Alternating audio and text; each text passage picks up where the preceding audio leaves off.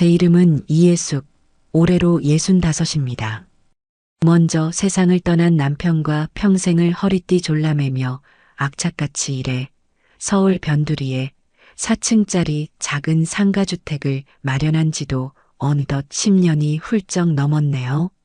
1층에는 작은 식당이, 2층에는 젊은 부부가 새들어 살고 있습니다. 그리고 저는 이 건물의 3층에서 저만의 조용한 노후를 보내고 있었죠. 남편이 땀과 눈물로 남겨준 이 집은 제 마지막 자존심이자 누구에게도 방해받고 싶지 않은 고요한 성전과도 같은 곳이었습니다. 바로 위층인 4층은 얼마 전까지 학생 둘이 자취를 하다가 졸업과 동시에 방을 빼서 한동안 비어있는 상태였어요. 꼭대기층이라 여름엔 덥고 겨울엔 춥다는 단점이 있어 다음 세입자는 천천히 좋은 사람으로 드리리라 마음먹고 있었습니다. 제 아들 서동진이 그 고요한 성전의 천장을 무너뜨리러 오기 전까지는 정말로 모든 것이 평화로웠습니다. 모든 불행의 시작은 아들놈의 다급한 전화 한 통이었습니다. 다짜고짜 울음이 반쯤 섞인 목소리로 전화를 건 아들은 제가 채 말을 꺼내기도 전에 결혼한 지 갓 1년 넘은 며느리 박민혜를 바꿔주더군요. 수화기 너머로 들려오는 며느리의 서럽다는 듯한 울음소리는 제 마음을 철렁 내려앉게 하기에 충분했어요. 무슨 일이냐 물어도 그저 훌쩍이기만 하니 답답한 마음에 일단 만나서 이야기하자며 근처 카페에서 보기로 약속을 잡았습니다. 약속 장소에 먼저 도착해 자리를 잡고 앉아 있으니 곧 아들 내외가 세상의 모든 시름을 짊어진 듯 어두운 표정으로 카페에 들어섰습니다. 일부러 며칠은 굶은 사람처럼 꾸민 듯한 초췌한 몰골에 제 심장이 쿵 하고 떨어지는 것만 같았죠. 어머니, 저희 어떡해요. 정말 길바닥에 나앉게 생겼어요. 자리에 앉자마자 며느리가 금방이라도 눈물을 쏟을 것처럼 얼굴을 구기며 말했어요. 아들놈은 옆에서 고개를 푹 숙인 채 땅이 꺼져라 한숨만 푹푹 내쉬고 있었고요. 자초지종을 들어보니 전세로 살던 집의 계약 만기가 다가오는데 집주인이 실거주를 하겠다며 나가달라고 통포했다는 겁니다. 요즘 부동산 시장이 어디 보통인가요? 하늘 높은 줄 모르고 치솟는 전셋값에 대출 이자까지 감당이 안 되니 새로 집을 구할 엄두가 나지 않는다는 참으로 딱하고 안쓰러운 이야기였습니다. 그래서 내가 뭘 어떻게 해주면 좋겠니? 애써 침착하게 물었지만 이미 그들이 원하는 답이 무엇인지 저는 어렴풋이 짐작하고 있었습니다. 며느리는 기다렸다는 듯 제 손을 덥석 잡았어요. 어머니, 저희 딱 2년만이라도 좋으니까 어머니 건물 빈집에 들어가 살면 안 될까요? 4층 비어 있다고 들었어요. 보증금은 어떻게든 마련해 볼게요. 네, 저희 정말 갈 곳이 없어요. 그 말을 듣는 순간 먼저 간 남편의 얼굴이 떠올랐습니다. 남편은 살아생전 입버릇처럼 말했거든요. 자식이라도 돈 문제는 확실히 해야 한다고. 어설픈 동정심으로 재산을 내주다간 자식도 잃고 돈도 잃는다고 말입니다. 하지만 남편이 떠나고 홀로 이 넓은 집에 남아 지내는 제게 하나뿐인 아들은 세상의 전부나 마찬가지였습니다.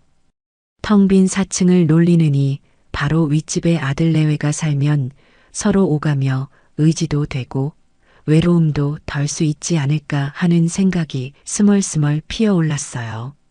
4층 꼭대기층이 비어있긴 하다만 여름엔 덥고 겨울엔 추워서 살기 편한 곳은 아닐 게다. 제 말이 끝나기도 전에 아들 동진이가 고개를 번쩍 들었습니다. 엄마, 진짜? 그럼 우리 거기 들어가도 돼? 더운 거, 추운 거 다 괜찮아. 엄마가 최고야. 보증금은 됐고 너희 어차피 돈도 없을 테니 관리비랑 공과금 정도만 내고 살아라.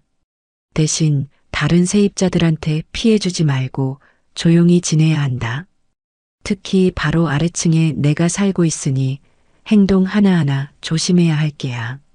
결국 저는 넘어가고 말았습니다.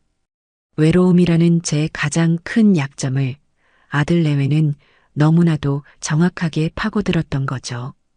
그들은 마치 구세주라도 만난 듯 제게 연신 고맙다고 앞으로 정말 잘하겠다고 머리를 조아렸습니다. 그때는 몰랐습니다. 그들의 감사 인사가 얼마나 가볍고 공허한 것이었는지, 그리고 제가 제 손으로 평화롭던 제 성전의 천장에 재앙을 끌어들였다는 사실을 말이에요. 며칠 후 아들 내외는 보란 듯이 4층으로 이사를 들어왔습니다. 이삿짐 센터 직원들이 좁은 계단을 오르내리며 쿵쾅거리는 소리에도 저는 새로운 시작이니까라며 너그럽게 이해하려 애썼어요. 하지만 그들의 상식 밖의 행동은 이사 첫날부터 시작되었습니다. 짐 정리가 대충 끝나자마자 저녁부터 친구들을 불러 모아 요란한 집들이를 시작한 겁니다. 처음에는 젊은 사람들이니 그럴 수 있다고 생각했어요. 새 집에서 기분 좋게 한잔하는 걸 뭐라고 할 수는 없으니까요. 하지만 밤 10시가 넘고 11시가 되어도 그들의 소란은 끝날 줄을 몰랐습니다. 제 머리 바로 위 천장에서 심장을 울리는 쿵쿵거리는 음악 소리와 뭐가 그리 재미있는지 깔깔거리며 터져나오는 웃음소리가 그대로 울려 퍼졌습니다. 발 뒤꿈치로 바닥을 찍으며 걷는 발소리는 마치 제 머리 위를 직접 짓밟는 것처럼 느껴져 머리가 지끈거리기 시작했죠. 거실 천장에 달린 제 등기구가 미세하게 흔들리는 것을 보며 저는 한숨을 내쉬었습니다. 바로 아래층에 사는 제 존재는 아예 안중에도 없는 듯 했습니다. 결국 참다 못해 인터폰을 들었습니다. 4층으로 연결된 버튼을 누르자 한참 만에 시끄러운 음악 소리와 함께 아들의 목소리가 들려왔어요. 동진아, 너무 시끄럽구나. 시간이 늦었으니 이제 그만 정리하는 게 좋지 않겠니? 천장이 다 울린다. 아, 엄마. 죄송해요. 저희도 거의 끝나가요. 조금만 더 놀고 조용히 할게요. 아들의 건성적인 대답이 돌아왔지만 그 후로도 1시간 넘게 소음은 계속되었습니다. 마치 제 인내심을 시험이라도 하는 것 같았죠. 겨우 소란이 잦아든 것은 새벽 1시가 다 되어서였습니다. 저는 지끈거리는 머리를 부여잡고 겨우 잠이 들었습니다. 다음 날 아침 현관문을 열어본 저는 할 말을 잃고 말았어요. 3층 제 집에서 4층으로 올라가는 계단과 복도에는 담배꽁초와 과자 부스러기, 심지어는 술이 엎질러진 자국까지 선명했습니다. 마치 태풍이 휩쓸고 지나간 듯한 모습이었죠. 한숨을 푹 내쉰 저는 결국 아무 말 없이 빗자루와 걸레를 들고 그들이 남긴 흔적을 치워야 했습니다. 첫날이니까 앞으로는 안 그러겠지. 그렇게 스스로를 다독였지만 그건 저의 어리석은 착각일 뿐이었습니다. 그날 이후 며느리 미네의 본격적인 아랫집 시어머니 이용법이 시작되었습니다. 시어머니인 제가 당하는 기상천외한 시집살이였죠. 아침에 눈을 뜨면 며느리에게서 온 메시지가 저를 기다리고 있었습니다. 어머님, 굿모닝. 오늘 아침은 뭘로 드세요? 저희는 밥하기 귀찮은데. 어머님, 저장 보러 가야 하는데 뭐 필요하신 거 없으세요? 아, 나오는 길에 4층 저희 집 세탁소 옷 좀 찾아다 주시면 안 될까요? 처음에는 며느리의 싹싹함이라고 생각했습니다. 하지만 시간이 지날수록 요구는 점점 더 노골적이고 당연하게 변해갔어요. 반찬을 얻어가는 것을 시작으로 아예 식사 때가 되면 슬그머니 3층 제 집으로 내려와 밥상에 숟가락을 얹는 날이 많아졌습니다. 제 부엌은 어느새 그들의 전용 식당이 되어버렸죠. 심지어는 제가 해준 음식에 대해 품평까지 하기 시작했습니다. 어머님, 이번에 담그신 김치는 좀 덜 익은 것 같아요. 다음에는 푹 익혀주세요. 저는 멸치볶음은 좀 달달한 게 좋은데 이건 너무 짜네요. 기가 막혔지만 며느리의 밉살스러운 말에도 아들놈은 제 편을 들어주지 않았습니다. 오히려 엄마 미네가 입맛이 좀 까다롭잖아. 그냥 너그럽게 이해해줘라며 며느리를 감싸기 바빴죠. 마치 제가 그들의 요구를 들어주는 것이 당연하다는 듯한 태도였습니다. 그들은 저를 더 이상 어머니나 건물주로 생각하지 않는 것 같았어요. 그저 자신들이 필요할 때마다 뭐든지 제공해주는 편리한 아랫집 비서 정도로 여기는 듯 했습니다. 하루는 제가 몸살 기운이 있어 종일 자리에 누워 있었습니다. 저녁 시간이 다 되어 겨우 일어나 죽을 끓여 먹고 있는데 뻔뻔하게도 며느리에게서 전화가 걸려왔어요. 어머님, 저녁 식사하셨어요? 저희 오늘 저녁은 뭐예요? 나 오늘 몸이 안 좋아서 너희끼리 알아서 챙겨 먹어라. 네. 그럼 저희는 뭐 먹어요? 어머님이 아프시면 저희는 굶으라는 말씀이세요? 동진 씨는 엄마 밥 아니면 잘 안 먹는 거 아시잖아요. 수화기 너머로 들려오는 며느리의 원망 섞인 목소리에 저는 순간 제 귀를 의심했습니다. 아픈 시어머니를 걱정하기는커녕 당장 자신들의 저녁 식사를 걱정하는 며느리의 이기심에 말문이 막혔죠. 결국 저는 아무 대답도 하지 못하고 전화를 끊어버렸습니다. 그날 밤 위층에서는 배달 음식을 시켜 먹는 듯한 소리와 함께 저에 대한 불평을 늘어놓는 아들 내외의 목소리가 천장을 통해 어렴풋이 들려왔습니다.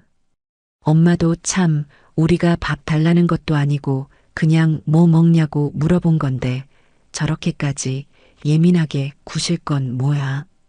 그러게 말이야. 바로 아래층에 살면서 좀 챙겨주고 그래야 하는 거 아니야? 진짜 너무하시네. 그들의 대화를 들으며 저는 이불을 머리끝까지 뒤집어 쓴 채 조용히 눈물을 삼켜야 했습니다. 제가 기대했던 단란하고 화목한 모습은 애초에 존재하지 않는 신기루였던 겁니다. 제 선의와 배려는 그들에게 당연한 권리가 되어 있었고 저는 그저 그들의 편안한 삶을 위해 희생해야 하는 존재로 전락해버렸습니다. 남편의 유언과도 같았던 말이 그 어느 때보다 아프게 귓가를 맴돌았습니다. 제 손으로 들인 아들 내외가 제 평화로운 성전의 천장을 조금씩 아주 잔인하게 무너뜨리고 있었습니다. 그리고 그것은 앞으로 닥쳐올 더 큰 불행의 서막에 불과했습니다. 이사 첫날에 요란했던 집들이는 앞으로 닥쳐올 소음 지옥의 서막에 불과했습니다. 그날 이후 제 머리 위 4층은 단 하루도 잠잠할 날이 없었어요. 아들 내외는 마치 자신들의 발 아래 세상에서 가장 예민한 시어머니가 살고 있다는 사실을 완전히 잊어버린 것처럼 행동했습니다. 낮에는 그나마 괜찮았어요. 저도 활동하는 시간이고 생활 속에서 발생하는 소음이야 어느 정도 이해할 수 있었으니까요. 하지만 온 세상이 고요 속에 잠기는 깊은 밤이 되면 4층은 마치 잠들지 않는 유흥가처럼 변하곤 했습니다. 제 평화롭던 밤은 그렇게 산산조각 나기 시작했죠. 어느 날 밤에는 규칙적으로 제 천장을 강타하는 묵직한 굉음 때문에 잠에서 깼습니다. 쿵, 쿵, 쿵, 쿵. 일정한 간격으로 아주 묵직한 무언가가 바닥을 내리치는 듯한 소리였어요. 처음에는 무언가 고장나서 나는 소리인가 싶었지만 그 소리가 30분이 넘도록 멈추지 않자 저는 도저히 참을 수가 없었습니다. 거실 천장에 매달린 등기구가 소리에 맞춰 미세하게 흔들리는 것을 보니 더는 모른 척할 수가 없었죠. 시계를 보니 밤 11시 반을 넘어가고 있었습니다. 저는 결국 수면바지 차림으로 슬리퍼를 끌고 계단을 올라 4층으로 향했습니다. 초인종을 누르자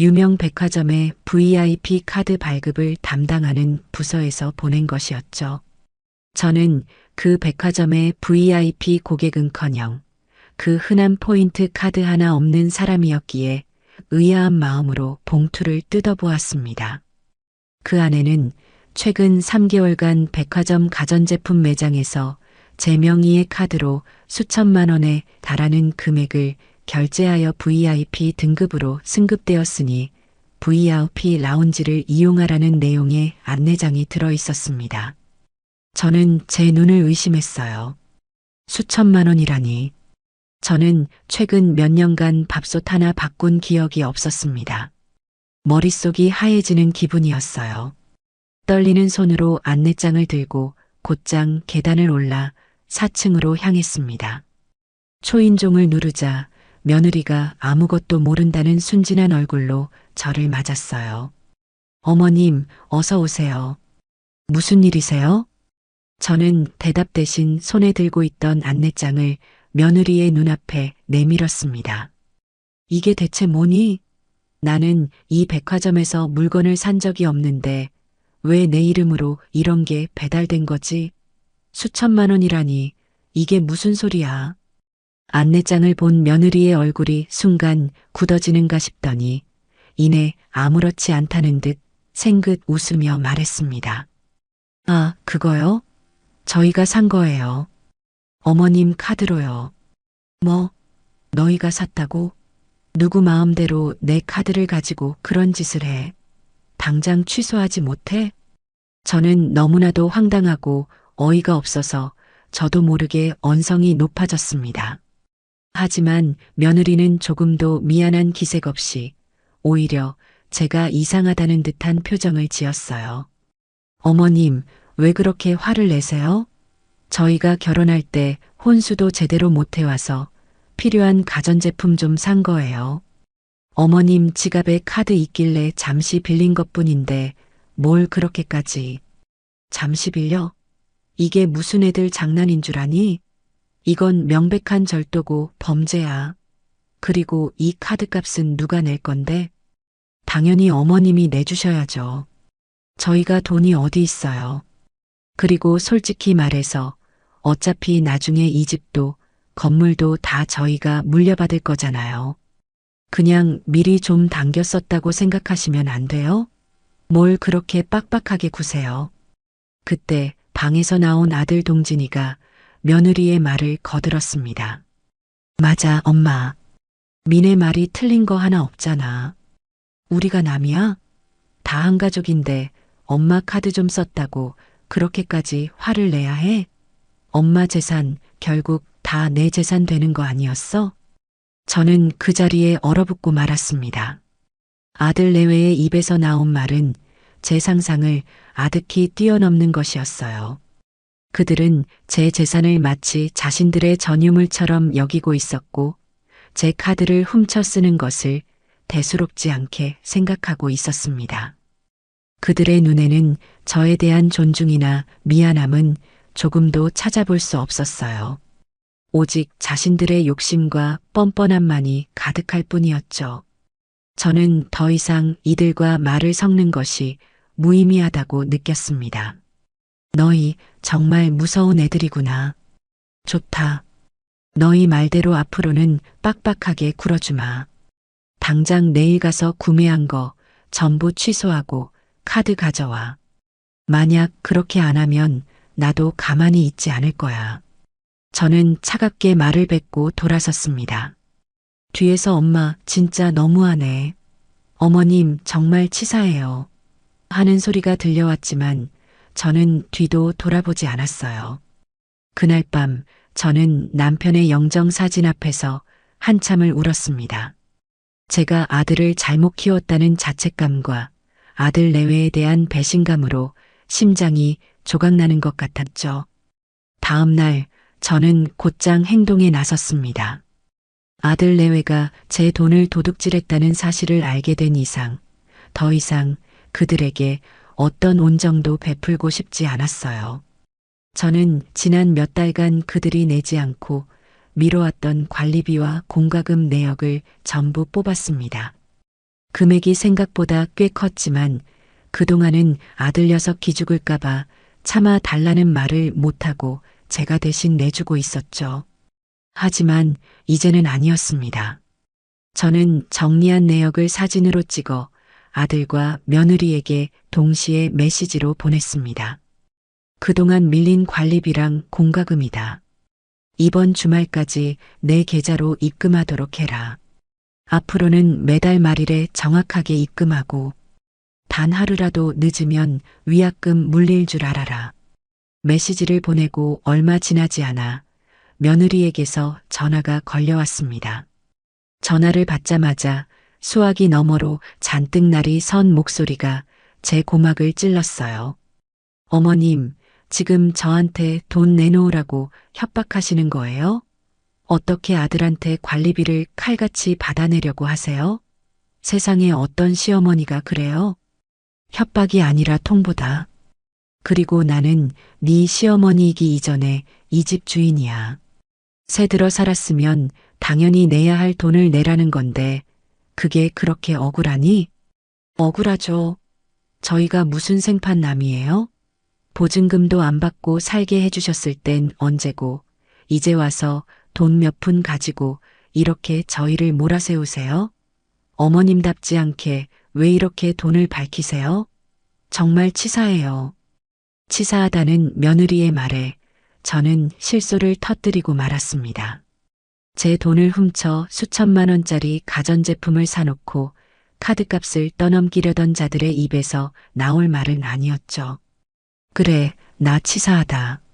그러니까 너희도 더 이상 내 아들, 며느리인 척하지 말고 그냥 이 집 세입자답게 굴어.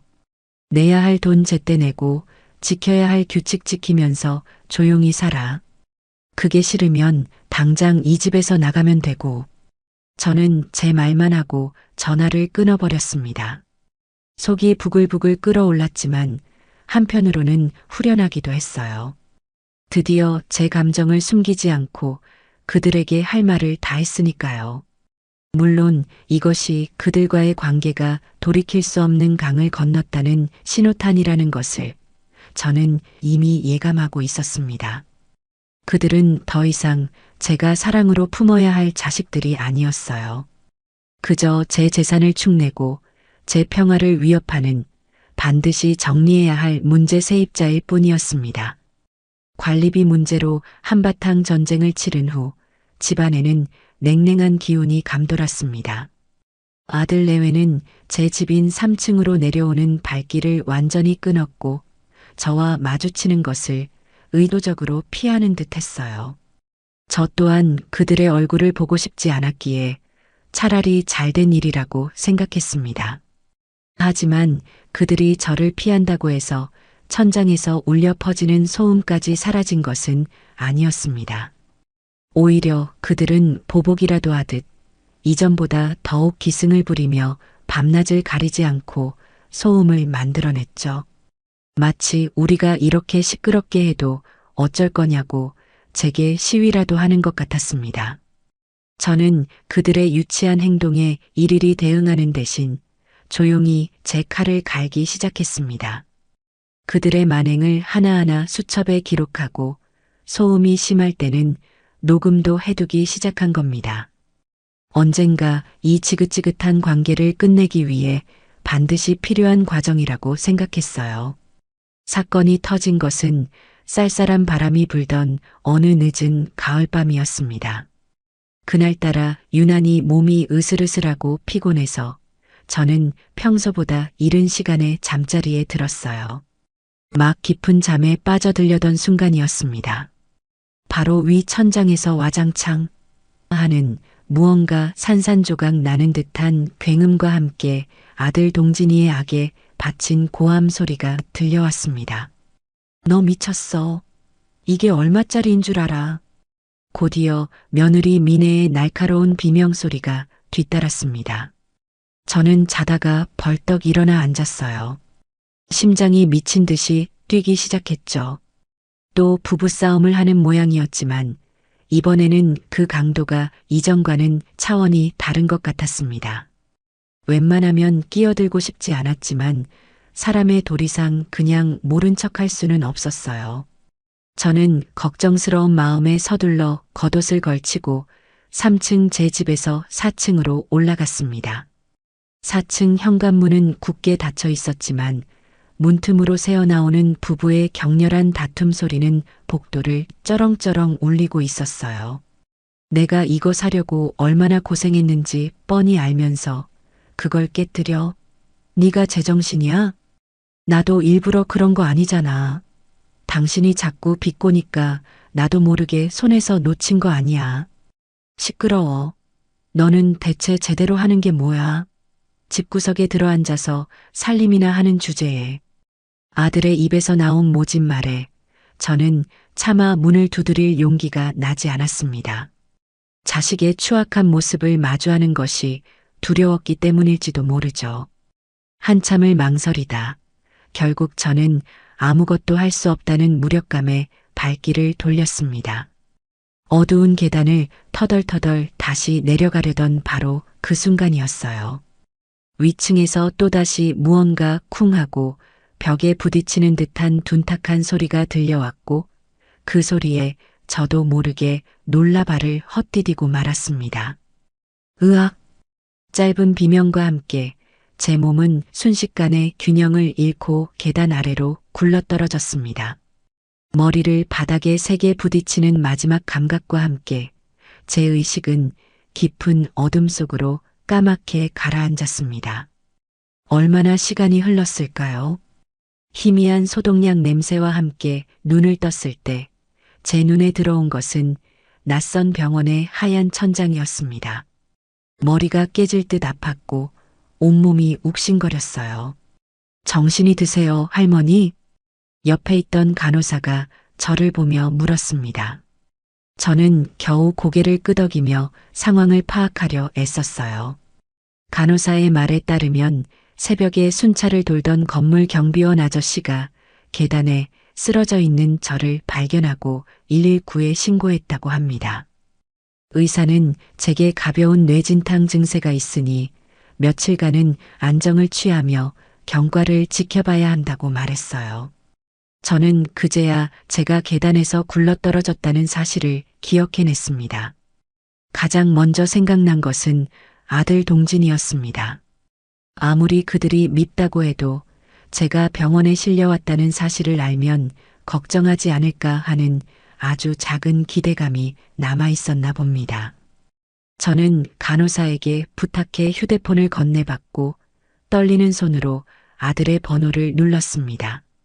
신호음이 몇 번 울리고 곧이어 잠이 덜 깬 듯한 아들의 목소리가 들려왔어요. 여보세요?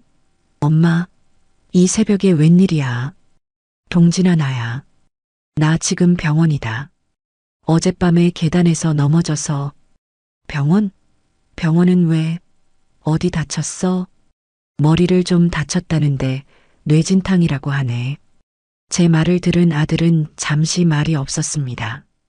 저는 아들이 어느 병원이냐, 지금 당장 가겠다고 말해주기를 기다렸어요. 하지만 수화기 너머로 들려온 아들의 대답은 제 마지막 기대를 산산조각 내버렸습니다. 아, 그래. 심각한 건 아니고. 하필이면 오늘 중요한 아침 회의가 있는데. 알았어, 엄마. 일단 내가 지금은 바쁘니까 나중에 시간 되면 전화할게. 별일 아니면 그냥 퇴원 수속 밟고 집에 가 있어. 딸깍. 아들은 제 대답을 듣지도 않고 일방적으로 전화를 끊어버렸습니다. 저는 한동안 끊어진 전화기만 멍하니 바라보았어요. 눈물이 핑 돌았지만 울음조차 나오지 않았습니다. 머리를 다쳐 병원에 누워있는 어머니에게 아들이라는 작자는 바쁘다는 말 한마디를 남기고 전화를 끊어버린 겁니다. 그 순간 제 마음속에 남아있던 아들에 대한 마지막 미련과 모정이 산산이 부서져 내리는 소리를 들었습니다. 저는 더 이상 그에게 아무것도 기대하지 않기로 마음먹었어요. 병원에서는 하루 이틀 정도 더 입원해서 경과를 보자고 했지만 저는 고집을 부려 당일 퇴원을 했습니다. 아들 내외가 없는 텅 빈 병실에 혼자 누워 있는 것이 너무나도 처량하고 비참하게 느껴졌기 때문이죠. 택시를 타고 집으로 돌아오는 내내 저는 아무 생각도 할 수 없었습니다. 그저 멍하니 차창 밖으로 스쳐 지나가는 풍경을 바라볼 뿐이었죠. 집에 도착해 현관문을 열었을 때 저는 혹시라도 아들 내외가 제 소식을 듣고 집 앞에서 저를 기다리고 있지는 않을까 하는 마지막 기대를 품었습니다. 하지만 역시나 복도는 쥐 죽은 듯 조용했고 4층에서는 아무런 인기척도 느껴지지 않았어요. 저는 허탈한 웃음을 지으며 3층 제 집으로 들어왔습니다. 무거운 몸을 이끌고 침대에 쓰러지듯 누워 잠을 청했어요. 다음 날 아침 조금 나아진 몸으로 집안 정리를 하고 있는데 초인종이 울렸습니다. 문을 열어보니 2층에 사는 새댁이 걱정스러운 얼굴로 서 있었어요. 그녀의 손에는 따뜻한 호박죽이 담긴 그릇이 들려 있었죠. 어머니, 어젯밤에 구급차 소리가 나서 깜짝 놀랐어요. 경비 아저씨한테 들었는데 계단에서 넘어지셨다고. 몸은 좀 괜찮으세요? 저는 이웃의 따뜻한 마음에 울컥하며 고맙다는 인사를 전했습니다. 그리고 새댁은 잠시 망설이는 듯 하더니 조심스럽게 입을 열었어요. 저 이런 말씀드리기 좀 그렇긴 한데 어젯밤에 어머니 병원 가시고 나서 4층이 엄청 시끄러웠어요. 시끄러웠다고? 네. 새벽까지 친구들을 불러서 술 마시고 노래 부르고 꼭 파티하는 것 같았어요. 저희도 시끄러워서 잠을 설쳤거든요. 혹시 무슨 좋은 일이라도 있는 건가 했는데 어머니가 다치셨다는 얘기를 듣고 너무 이상해서요. 새댁의 말을 듣는 순간 제 머릿속에 무언가가 툭 하고 끊어지는 것을 느꼈습니다. 온몸의 피가 차갑게 식는 것 같았어요. 제가 계단에서 굴러떨어져 사경을 헤매고 병원 응급실에 실려간 그 시각에 제 아들과 며느리는 친구들을 불러 모아 파티를 벌였다는 겁니다. 그들에게 저는 더 이상 어머니도 가족도 아니었습니다. 그저 자신들의 자유를 방해하는 눈엣 가시 같은 늙은이에 불과했던 거죠. 저는 새댁에게 애써 웃으며 괜찮다고 말하고 문을 닫았습니다. 그리고 그 자리에 주저앉아 한참을 소리 없이 울었어요. 슬픔과 분노, 배신감이 뒤섞여 심장을 마구 핥히는 것 같았습니다. 한참을 울고 나니 이상하게도 마음이 차분하게 가라앉더군요. 눈물과 함께 제 안에 남아있던 모든 미련과 연민이 전부 씻겨 내려간 기분이었습니다. 저는 결심했습니다. 더 이상 당하고만 있지 않겠다고. 내 집에서, 내 인생에서 저 악마 같은 것들을 반드시 내쫓고 말겠다고. 제 인생을 되찾기 위한 차가운 복수의 서막이 바로 그 순간에 올랐습니다. 그날 이후 저는 완전히 다른 사람이 되기로 마음먹었습니다. 더 이상 눈물 흘리는 연약한 어머니는 없었어요. 제 목표는 오직 하나, 아들 서동진과 며느리 박민혜를 제 건물에서 합법적으로 그리고 아주 철저하게 몰아내는 것이었습니다. 감정적으로 맞서봐야 그들의 뻔뻔함만 더 키워줄 뿐이라는 것을 깨달았기 때문에 저는 이성적이고 냉철하게 움직이기로 했죠. 가장 먼저 한 일은 수소문 끝에 부동산 관련 소송에서 승소율이 높기로 유명한 변호사를 찾아간 것이었습니다. 변호사 사무실에 무거운 문을 열고 들어서자 중년의 남자 변호사가 저를 맞았습니다. 저는 상담실에 앉아 처음 아들 내외가 이 집에 들어오던 날부터 시작해 그동안 그들이 저질렀던 모든 만행들을 하나도 빠짐없이 털어놓았습니다.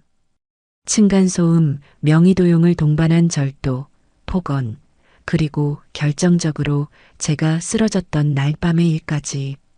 제 이야기를 듣는 내내 변호사는 심각한 표정으로 고개를 끄덕이며 꼼꼼하게 메모를 했습니다.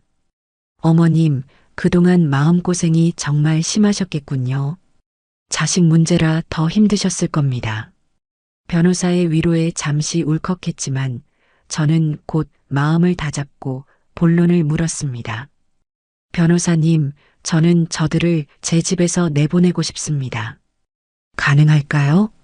물론입니다. 임대차 계약서가 없다고 해도 구두계약 또한 계약의 효력을 가집니다.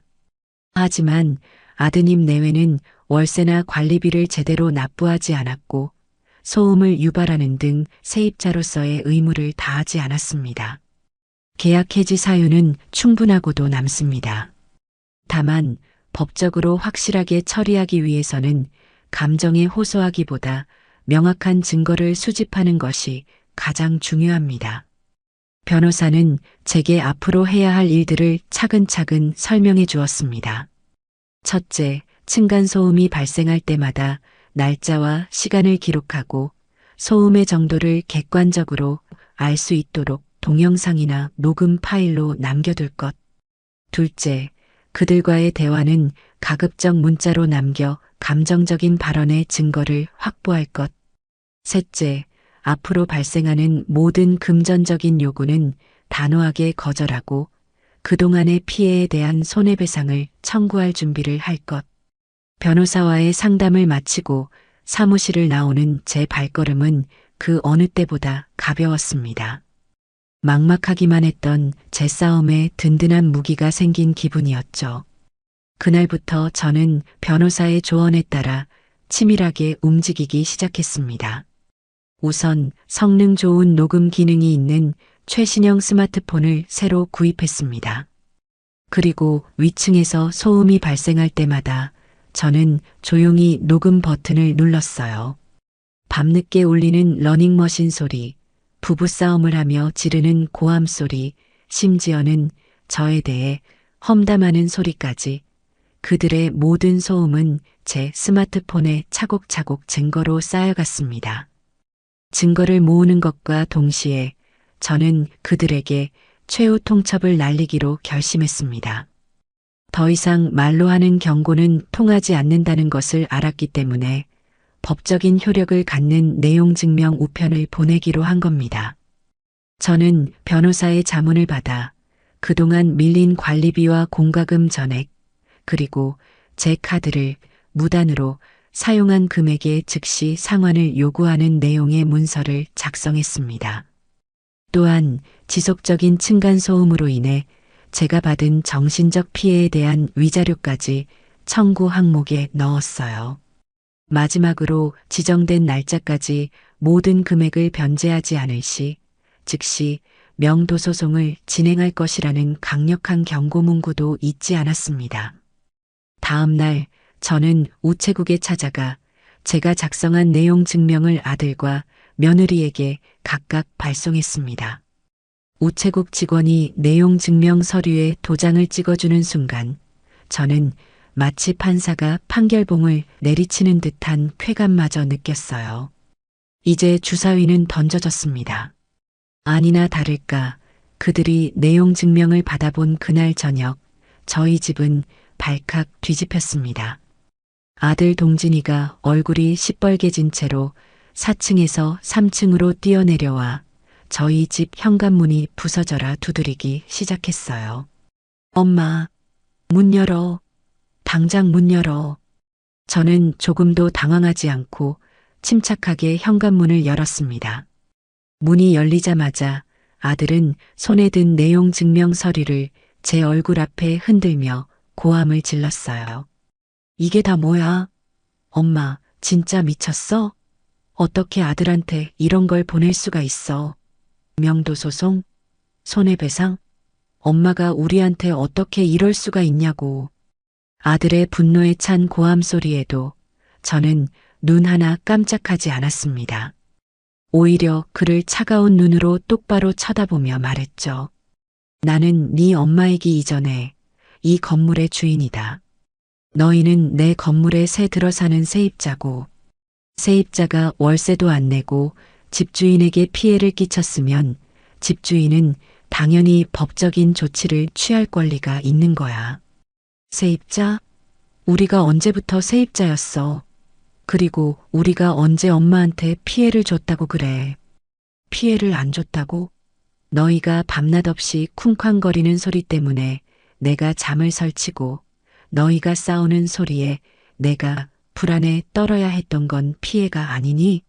내 카드를 훔쳐서 빚을 만들어 놓은 건 피해가 아니고 결정적으로 내가 너희 때문에 계단에서 굴러떨어져 병원에 실려갔을 때 너희는 위층에서 파티를 벌였지. 그것도 피해가 아니라고 말할 셈이야? 제 말에 아들은 순간 말문이 막힌 듯 입을 꾹 다물었습니다. 제가 모든 것을 알고 있다는 사실에 당황한 기색이 역력했죠. 하지만 그것도 잠시 그는 다시 적반하장으로 나오기 시작했습니다. 그거는 아무튼 그래도 그렇지. 어떻게 가족끼리 법으로 해결하려고 해? 엄마는 피도 눈물도 없어? 우리가 돈이 어디 있다고 이 큰 돈을 당장 갚으라는 거야.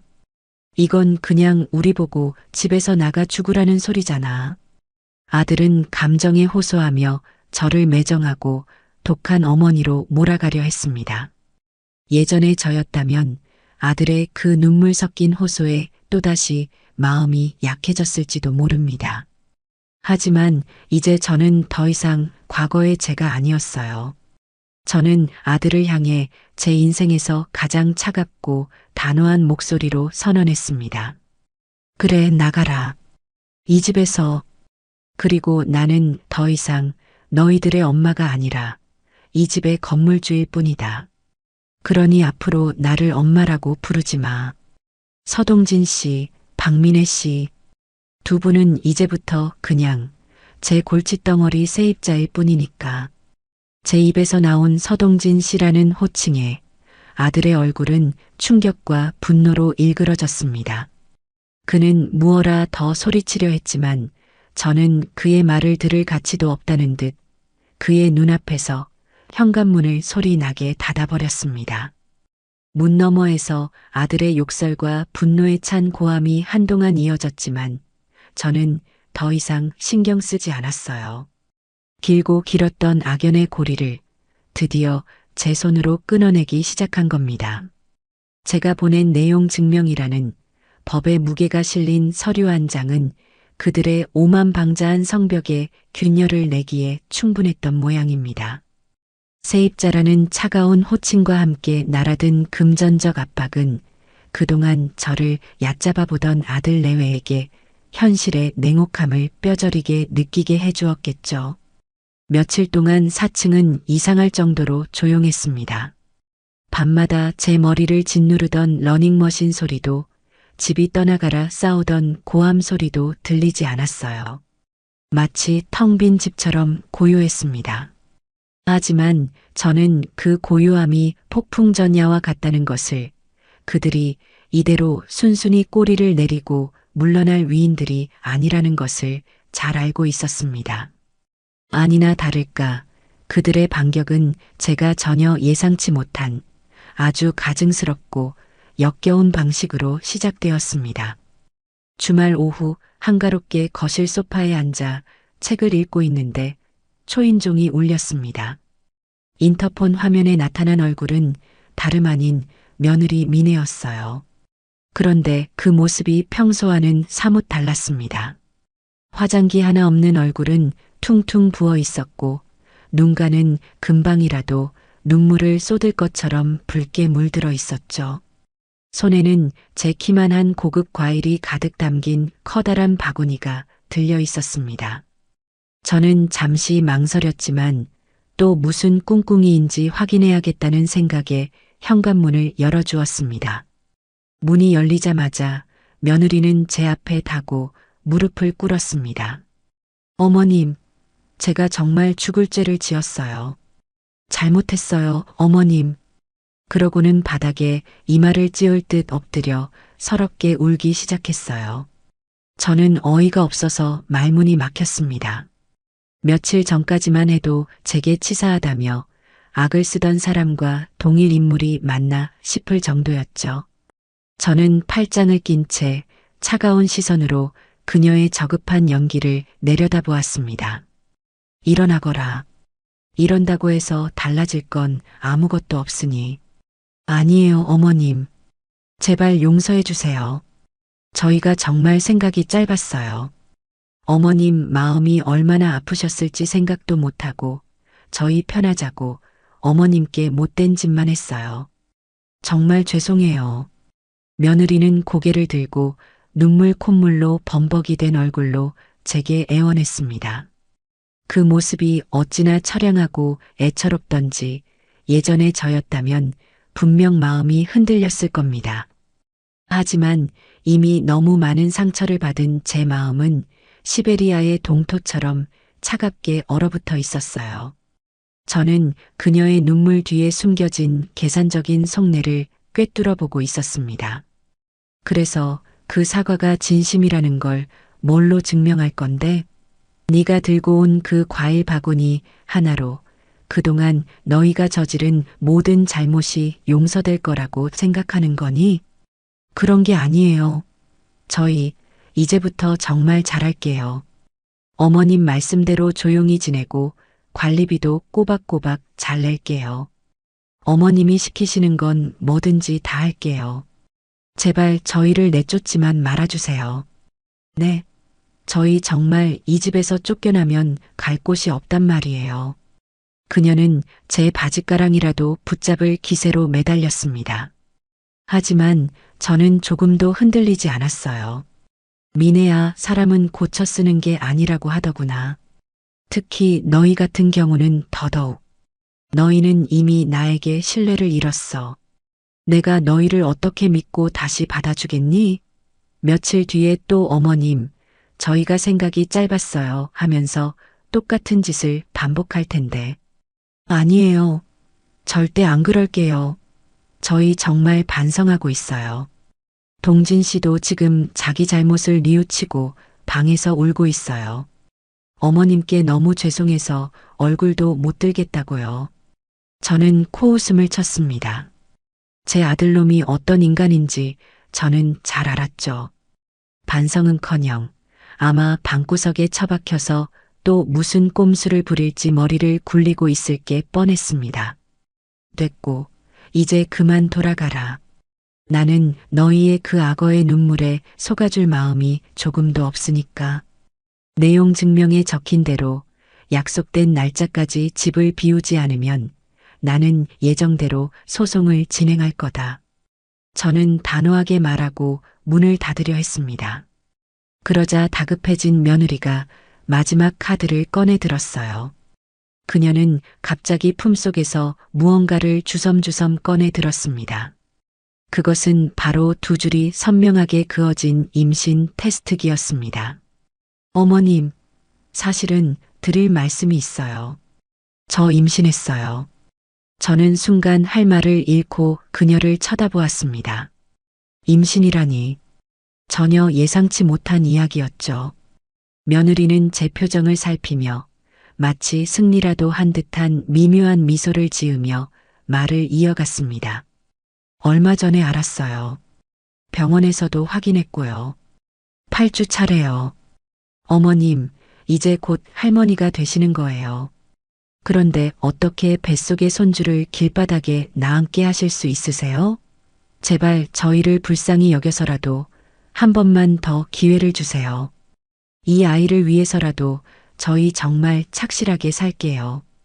그녀는 제 손을 잡고 자신의 배 위로 가져다 대려고 했습니다. 저는 소름이 끼쳐 황급히 손을 뿌리쳤어요. 제 머릿속은 복잡하게 돌아가기 시작했습니다. 정말 임신일까? 만약 사실이라면 나는 어떻게 해야 하는 걸까?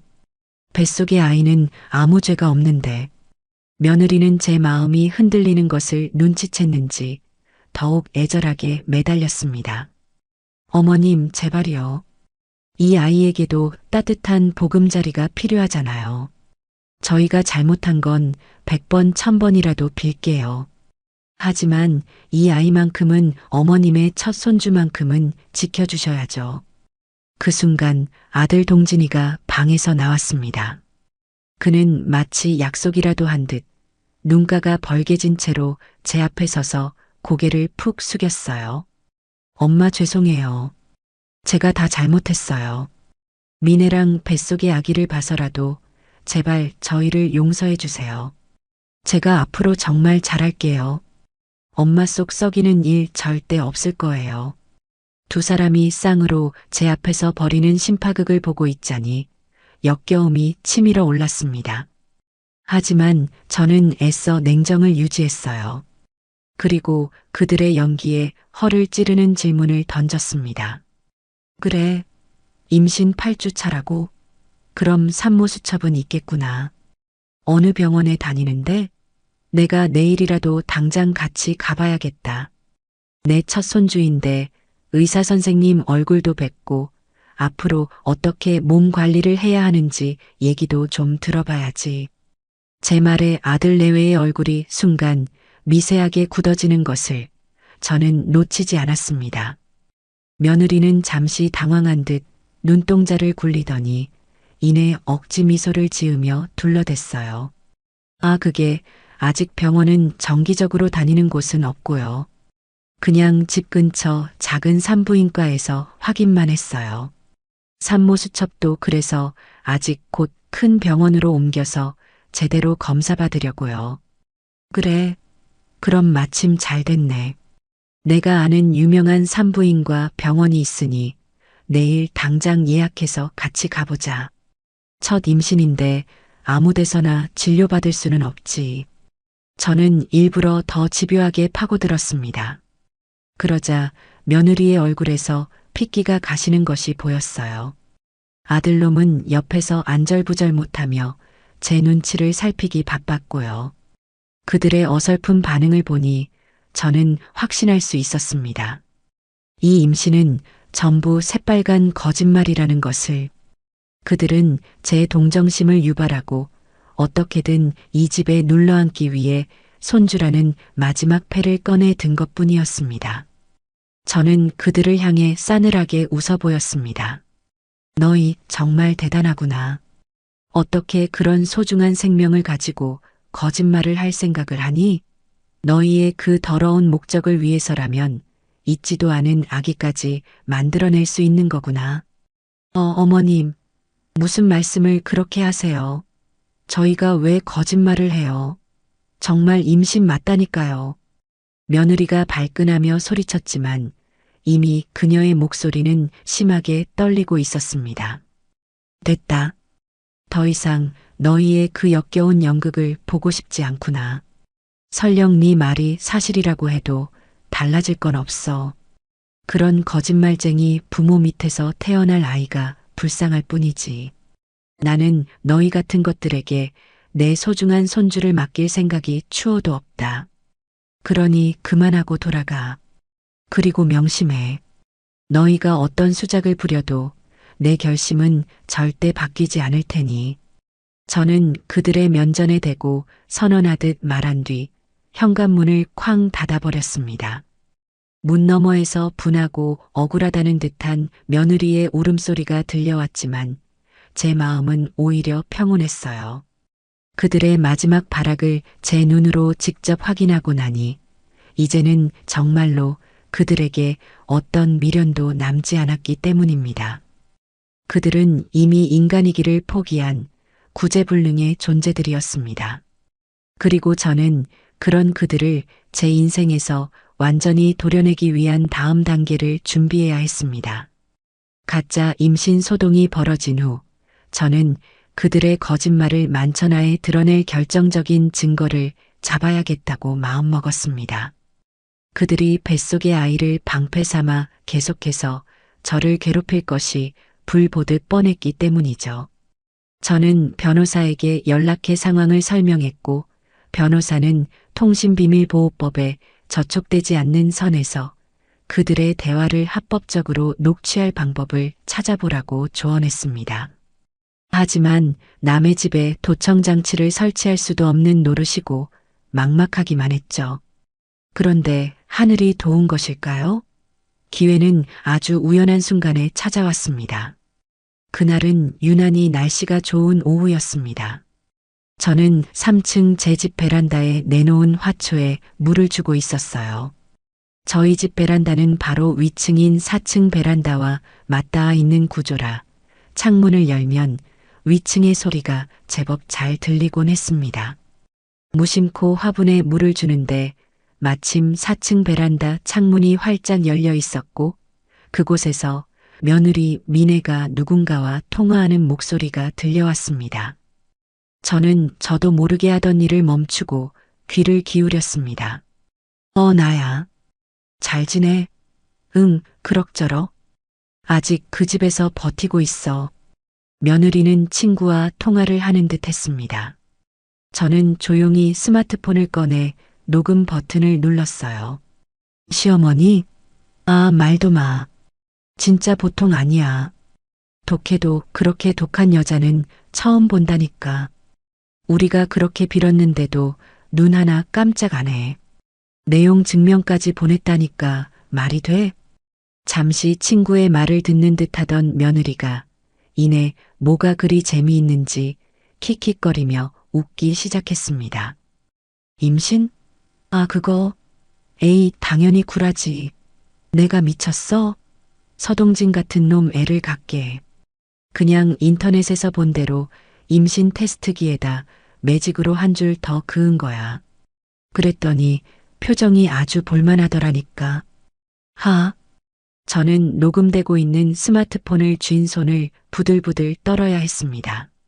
제 예상대로 모든 것이 거짓이었지만 그 사실을 며느리의 입으로 직접 확인하니 온몸의 피가 거꾸로 솟는 것 같았어요. 근데 좀 불안하긴 해. 자꾸 병원에 같이 가자고 하더라고. 그래서 대충 둘러대긴 했는데 언제까지 버틸 수 있을지 모르겠어.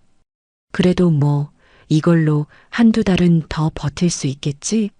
그 안에 어떻게든 다른 방법을 찾아봐야지. 정 안 되면 진짜 어디 가서 임신 진단서라도 하나 끊어오던가. 돈이면 다 되잖아, 안 그래?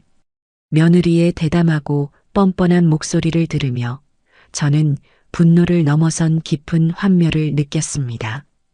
그녀는 자신의 잘못을 뉘우치기는커녕 오히려 상황을 즐기고 있었어요.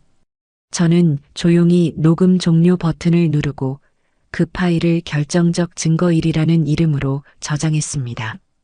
며칠 뒤 또 다른 기회가 찾아왔습니다. 아침에 일어나 보니 거실 천장 구석에 물이 번진 자국이 희미하게 보였어요. 위층에서 누수가 시작된 모양이었습니다. 처음에는 짜증이 났지만 저는 이내 이것이 제게 주어진 절호의 기회라는 것을 직감했죠. 저는 곧바로 건물 관리인과 평소 알고 지내던 동네 설비업자에게 연락을 취했습니다. 그리고 아들 내외에게는 누수 공사를 해야 하니 오늘 오후에 기사님과 함께 방문하겠다고 문자로 통보했어요. 당연히 그들에게는 거부할 권리가 없었습니다. 약속된 시간에 저는 설비 기사님과 함께 4층으로 올라갔습니다. 며느리는 잔뜩 불만스러운 얼굴로 마지못해 문을 열어주더군요. 집 안으로 들어서는 순간 저는 코를 찌르는 불쾌한 냄새와 눈앞에 펼쳐진 광경에 할 말을 잃었습니다. 집안은 마치 쓰레기장을 방불케 할 정도로 어지럽혀져 있었어요. 먹다 남은 배달 음식 용기들이 여기저기 널려 있었고 바닥에는 먼지와 머리카락이 뒹굴고 있었습니다. 그들이 이 집을 얼마나 함부로 사용하고 있었는지 한눈에 알 수 있었죠. 설비 기사님은 곧장 누수의 원인이 된 화장실로 향했습니다. 한참을 여기저기 살펴보던 기사님이 미간을 찌푸리며 저를 불렀어요. 사모님, 이거 좀 보셔야겠습니다. 상태가 생각보다 심각한데요. 기사님이 가리키는 곳을 본 저는 제 눈을 의심했습니다. 화장실 바닥 타일은 여러 군데가 깨져 있었고 세면대에는 금이 가 있었습니다. 심지어 변기는 제대로 고정되지 않았는지 살짝 흔들리기까지 했어요. 아니, 이게 다 어떻게 된 겁니까? 제가 알기로는 입주 전에 전부 새 것으로 교체했던 건데요. 글쎄요. 보아하니 뭘로 세게 내리치거나 충격을 준 것 같습니다. 그리고 누수의 직접적인 원인은 배관 노후가 아니라 저분들이 임의로 샤워기 위치를 바꾸면서 방수층을 손상시킨 것 같네요. 이건 명백한 세입자 과실입니다.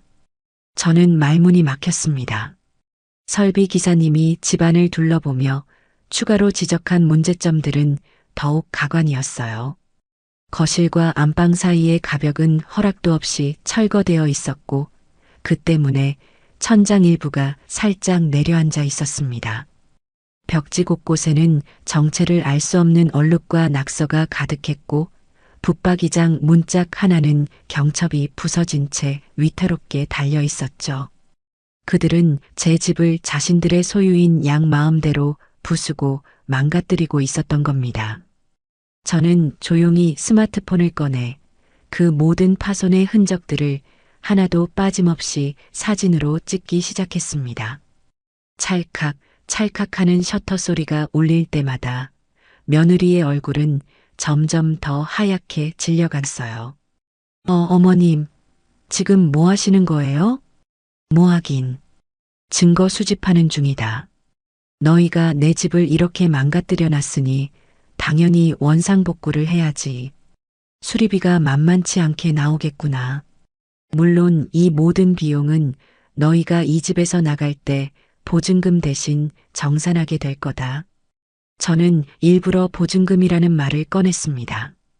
그들은 애초에 보증금 한 푼 내지 않고 이 집에 들어왔으니 결국 모든 수리비를 빚으로 떠안게 될 거라는 의미였죠. 제 말에 며느리는 아무 대꾸도 하지 못하고 입술만 파르르 떨고 있었습니다.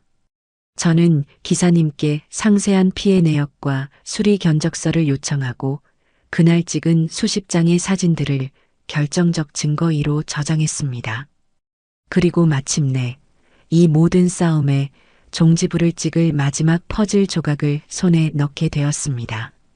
바로 제가 계단에서 굴러떨어졌던 그날 밤의 CCTV 영상이었죠. 저는 혹시나 하는 마음에 건물 경비실을 찾아갔습니다. 다행히 저희 건물은 복도와 계단에 CCTV가 설치되어 있었고 영상은 한 달간 보관된다고 했어요. 저는 저를 발견해 주셨던 경비 아저씨에게 자초지종을 설명하고 그날 밤의 영상을 보여달라고 정중하게 부탁했습니다. 경비 아저씨는 제 사정을 딱하게 여기셨는지 흔쾌히 영상을 찾아주셨어요. 저는 떨리는 마음으로 경비실 모니터를 응시했습니다. 화면 속에는 제가 아들 내외의 싸움 소리를 듣고 4층으로 올라갔다가 다시 힘없이 발길을 돌리는 모습이 보였습니다. 그리고 잠시 후 제가 발을 헛디뎌 계단 아래로 굴러떨어지는 끔찍한 장면이 재생되었어요. 저는 차마 그 모습을 끝까지 보지 못하고 눈을 질끈 감았습니다. 잠시 후 경비 아저씨의 나지막한 탄식 소리가 들렸습니다. 아이고 저런.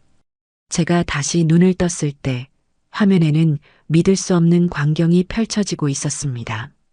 제가 쓰러지고 얼마 지나지 않아 4층 현관문이 살짝 열렸습니다. 문틈으로 아들 동진이와 며느리 미네의 얼굴이 나타났어요. 그들은 계단 아래에 쓰러져 미동도 없는 저를 잠시 내려다보았습니다. 저는 혹시라도 그들이 놀라서 달려와 줄 거라고 아주 잠시나마 기대했습니다. 하지만 그 기대는 여지없이 박살났습니다.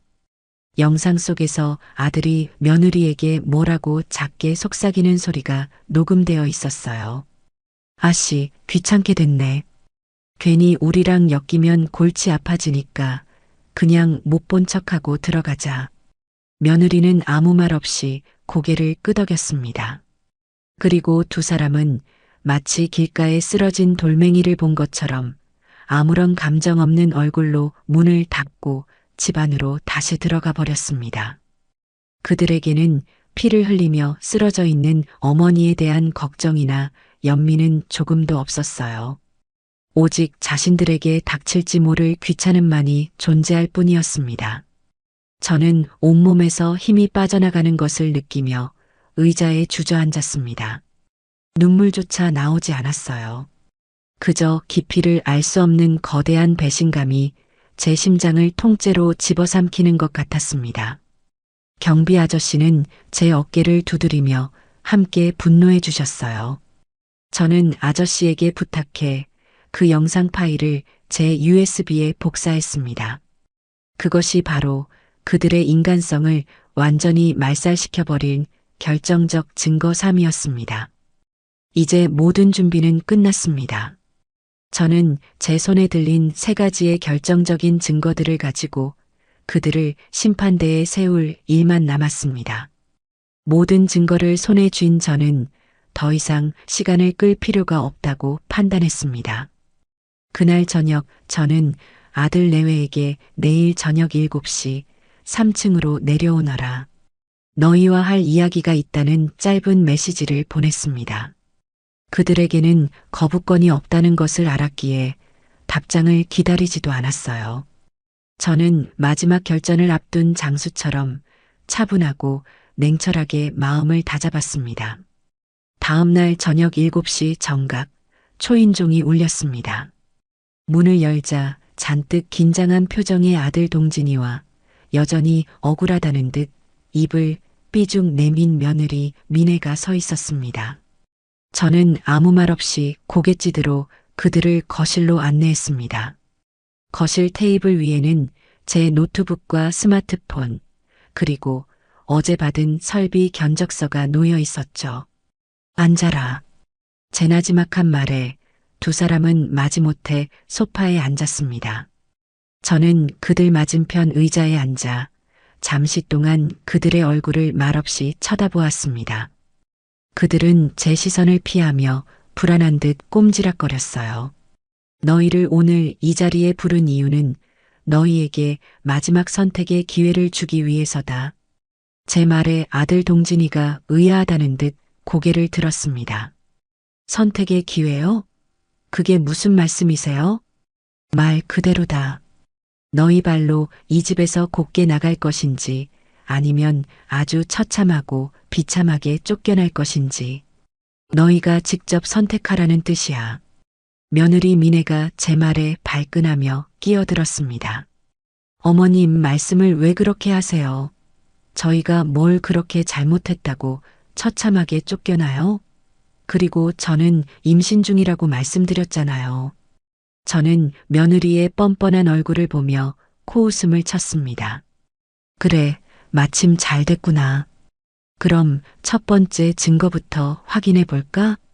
저는 테이블 위에 있던 제 스마트폰을 들어 얼마 전 녹음했던 며느리의 통화 내용을 재생했습니다.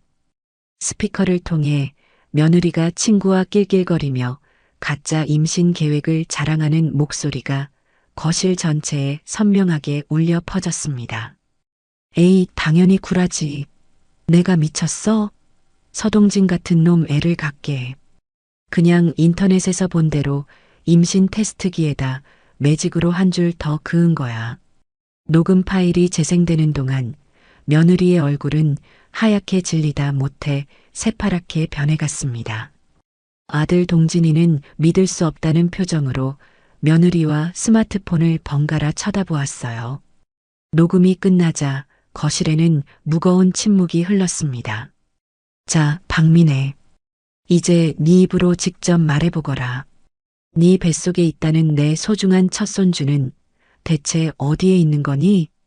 제 차가운 물음에 며느리는 아무 대답도 하지 못하고 고개만 푹 숙였습니다. 아들이 충격받은 목소리로 며느리에게 물었어요. 너 이게 다 사실이야? 너 나한테까지 거짓말한 거야? 하지만 저는 그들의 내분에 끼어들 생각이 없었습니다. 저는 곧바로 2번째 증거를 테이블 위에 펼쳐 보였어요. 바로 누수공사 때 찍었던 수십 장의 집 파손 사진들과 수백만 원이 찍힌 설비 견적서였습니다. 이건 2번째 증거다. 너희가 지난 몇 달간 내 집을 어떻게 망가뜨려 왔는지에 대한 기록이지. 불법으로 가벽을 철거하고 화장실 집기를 부수고 벽지와 가구를 훼손했더구나. 이 모든 것을 원상복구하는 데 드는 비용이 여기 이 견적서에 고스란히 적혀 있다. 물론 이 돈은 너희가 전부 갚아야 할 빚이 될 거고. 아들은 사진과 견적서를 보며 사색이 되었습니다. 그는 이 정도로 집이 망가졌으리라고는 상상도 못했던 모양입니다. 이제 그들의 얼굴에서는 초조함과 불안감이 명백하게 드러나기 시작했어요. 그리고 저는 마침내 마지막 카드를 꺼내 들었습니다. 그리고 이게 마지막 증거다. 너희가 인간이기를 포기했다는 증거. 저는 노트북을 열어 그날 밤의 CCTV 영상을 전체 화면으로 재생했습니다. 화면 속에서 제가 계단 아래로 굴러떨어지는 모습이 나오자 며느리는 작게 비명을 지르며 눈을 가렸습니다. 하지만 저는 그녀가 똑똑히 보도록 강요했어요. 잠시 후 영상 속에서 문을 열고 나온 아들 레웨가 쓰러진 저를 보고도 귀찮다며 다시 문을 닫고 들어가는 장면이 고스란히 재생되었습니다. 영상이 끝나자 아들 동진이는 완전히 넋이 나간 표정으로 그 자리에 얼어붙었습니다. 며느리는 이제 더 이상 아무런 변명도 하지 못한 채 소리 없이 눈물만 뚝뚝 흘리고 있었죠. 그들의 마지막 방어막이 완전히 무너져 내리는 순간이었습니다. 저는 자리에서 일어나 그들을 내려다보며 최후 통첩을 날렸습니다. 일주일의 시간을 주겠다. 다음 주 오늘까지 이 집에서 너희의 모든 짐을 빼서 나가라. 만약 약속을 지키지 않으면 나는 이 모든 증거들을 가지고 곧바로 명도소송을 진행할 거다. 물론 재물손괴와 절도 그리고 주거침입에 대한 형사고소도 함께 진행하겠지. 변호사와 이미 모든 이야기는 끝마친 상태다. 너희가 어떤 선택을 하든 나는 상관없어. 다만 법정에서 이 모든 증거들이 공개되고 너희가 전과자가 되는 꼴을 보고 싶지 않다면 알아서 현명하게 판단하는 게 좋을 거다. 제 말이 끝나자 아들 동진이가 마침내 무릎을 꿇었습니다. 그는 바닥에 엎드려 제게 빌기 시작했어요. 엄마 아니 어머니, 제가 정말 잘못했습니다. 제가 미쳤었나 봐요. 제발 한 번만, 마지막으로 한 번만 용서해 주세요. 네, 제가 다 책임질게요. 미네랑 헤어지고 제가 평생 어머니께 속죄하면서 살게요. 제발 소송만은. 아들의 애원은 처절했지만 제 마음은 조금도 움직이지 않았습니다. 저는 이미 너무 많은 상처를 받았고 너무 멀리 와버렸기 때문이죠. 서동진, 너한테 용서를 빌 대상은 내가 아니다. 네가 버린 네 자신의 인간성이겠지. 그리고 나는 이미 너를 내 아들이라고 생각하지 않기로 했다.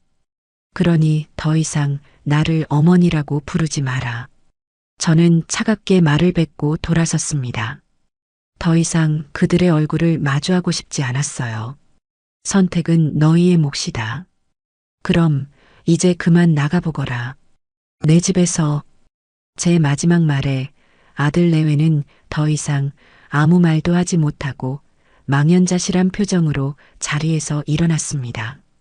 그들은 마치 영혼이라도 빠져나간 사람처럼 힘없이 비틀거리며 현관문을 향해 걸어갔어요. 철컥하고 현관문이 닫히는 소리가 들리고 집안에는 다시 정적이 찾아왔습니다.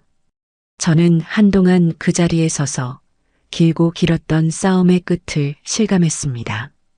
속이 후련했지만 한편으로는 가슴 한구석이 아릿하게 저려왔어요. 하지만 저는 후회하지 않았습니다. 이것은 제 자신을 지키기 위한 그리고 제 남은 인생의 평화를 되찾기 위한 가장 최선의 선택이었으니까요. 제가 제시한 최후 통첩과 명백한 증거들 앞에 아들 레웨는 완전히 백기를 든 것처럼 보였습니다. 그날 이후 4층은 쥐 죽은 듯이 조용했어요. 하지만 저는 그들이 순순히 물러날 위인들이 아니라는 것을 잘 알고 있었죠. 일주일이라는 시간 동안 그들은 어떻게든 상황을 뒤집어 보려고 마지막 발악을 하기 시작했습니다. 그들이 선택한 첫 번째 무기는 거짓 소문과 동정심 유발이었습니다. 며느리 미네는 매일같이 동네 시장이나 마트를 돌아다니며 만나는 이웃들마다 붙잡고 눈물로 하소연을 하기 시작했습니다.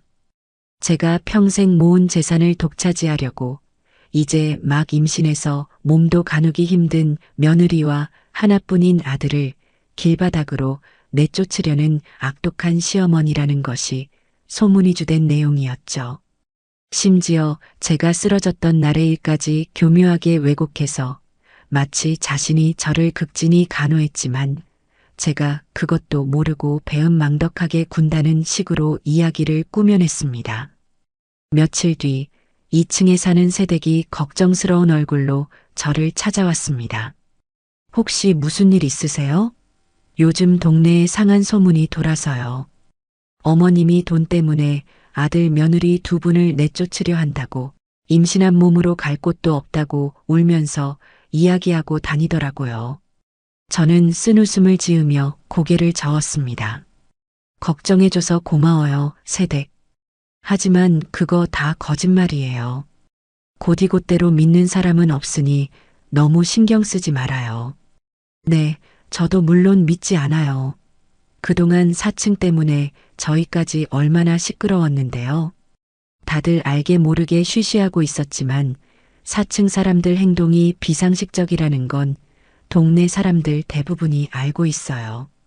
그러니까 너무 속상해하지 마세요, 어머님.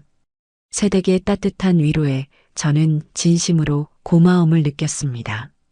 다행히도 그들의 유치한 여론전은 별다른 효과를 거두지 못하는 듯 했습니다. 제가 지난 10년간 이 동네에서 쌓아온 신뢰와 그들이 그동안 보여준 민폐 행동들이 그들의 거짓말보다 더 강력한 증거가 되어주고 있었던 거죠. 하지만 그들의 발악은 여기서 그치지 않았습니다. 며칠 뒤 저는 외출 후 집으로 돌아오다가 계단에서 며느리와 마주쳤습니다. 며느리는 일부러 들으라는 듯 통화하는 척을 하며 큰 소리로 말하고 있었어요. 응, 엄마. 나야. 나 어떡해. 어머님이 결국 우리 보고 나가래. 보증금도 한 푼 못 돌려주겠다고 하시네. 뱃속의 아기는 어떡하고 우리 이제 정말 길바닥에 나앉게 생겼어. 저는 그 가증스러운 연극을 더 이상 지켜볼 수가 없었습니다. 저는 며느리에게 성큼성큼 다가가 그녀의 손에 들린 스마트폰을 빼앗아 들었습니다. 통화 화면은 꺼져 있었고 그저 까만 대기 화면만 보일 뿐이었죠. 쇼는 이제 그만하지 그러니. 네 그 더러운 입에 엄마라는 말을 올리는 것도 역겹구나. 그리고 어디서 감히 있지도 않은 보증금 타령이야? 너희는 이 집에 몸만 들어와서 내 등골을 빼먹었을 뿐 나한테 단돈 10원 한 장 준 적이 없어. 제 일갈에 며느리의 얼굴이 하얗게 질렸습니다. 마침 계단을 오르던 다른 이웃이 그 광경을 목격하고는 혀를 차며 한마디 거들었습니다. 아이고, 4층 새댁. 그렇게 살면 못 써. 그동안 시어머님 속을 얼마나 썩였으면 저러시겠어. 어른한테 그러면 벌 받는 거야. 주변의 시선이 자신에게 불리하게 돌아가자 며느리는 결국 분한 듯 저를 한번 쏘아보고는 도망치듯 4층으로 올라가 버렸습니다.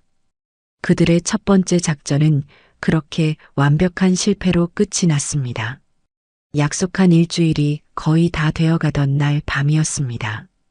저는 그날따라 유난히 잠이 오지 않아 거실에서 늦게까지 책을 읽고 있었어요.